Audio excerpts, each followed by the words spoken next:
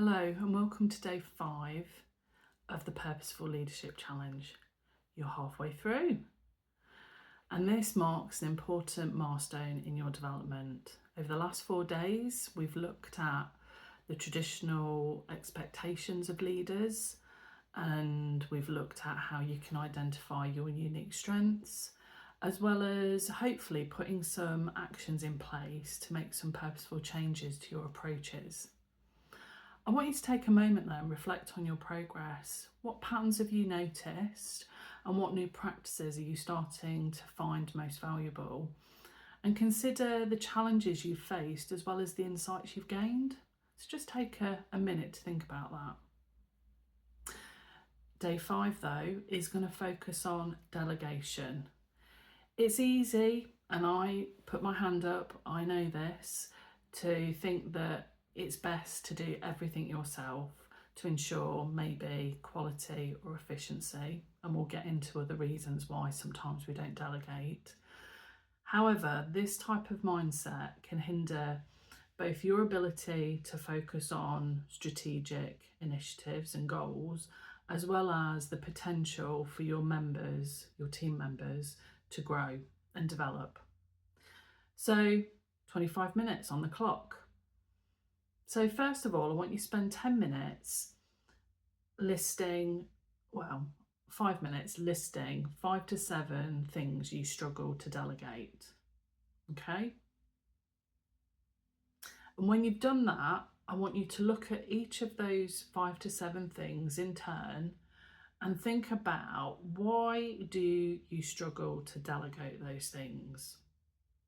Is it you fear a drop in quality, or you think your team members might struggle to do it, or they may not be capable quite yet? It's faster to do it yourself. You enjoy it too much. There's an uncertainty actually on the desired outcome, so maybe putting them on them wouldn't be helpful. You've got to figure other stuff out. Or is it for another reason? So look at those 5 to 7 things you struggle to delegate and consider what stops you. For the second 10 minutes, I want you to choose 3 of those 5 to 7 things you've listed that are the highest strategic value for you to keep. And I'm going to do a bit of a twist on this. So now that you've identified 3 things it would be strategically valuable for you to keep, I want you to go through this exercise for each one. I want you to start off by defining really clearly and be specific, can never say that word, on the outcome that you want for this thing, whatever it is. So what's the success outcome? Then I want you to think about, with that in mind, who could potentially in your team take it on. And you might have 1 or 2 members in mind at this point. Then what development opportunity does it give them? So what could they gain, learn, grow, develop in if they do take this task on? And then lastly, what support would they need initially? And that might not be from you. Bear that in mind. It may be, but it may not be. It may be a mix. What I've just taken you through is, in those 4 questions, is you've taken a strategic, high value task, you feel it is, into something that's well defined that you can delegate. Who knew? So I want you to do that with all the other 2 tasks. Go through those 4 questions. Define the outcome, who could take it on, what would it give them in terms of growth and development, and what support would they need initially, bringing you to a well-defined task.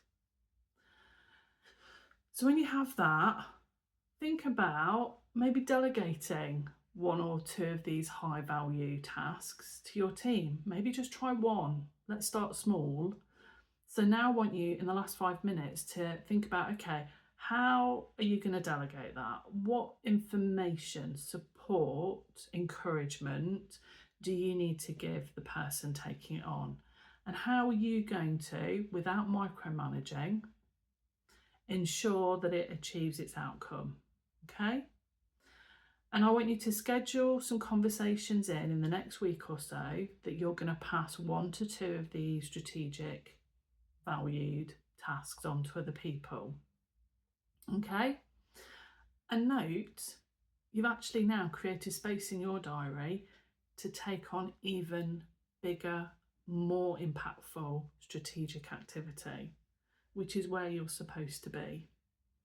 So remember, effective delegation is not simply you just offloading the work you don't want to do. It's a strategic investment in your team's development and your leadership effectiveness. By letting control and, importantly, trusting your team, you create the space for innovation, growth, and collective success. Your win is their win is your win. Enjoy. So that's the end of the first week.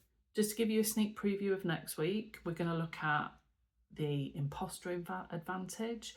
We're going to take a look at purposeful prioritisation and your growth edge and much more. So enjoy your weekend and I'll see you on Monday. Thanks. Take care.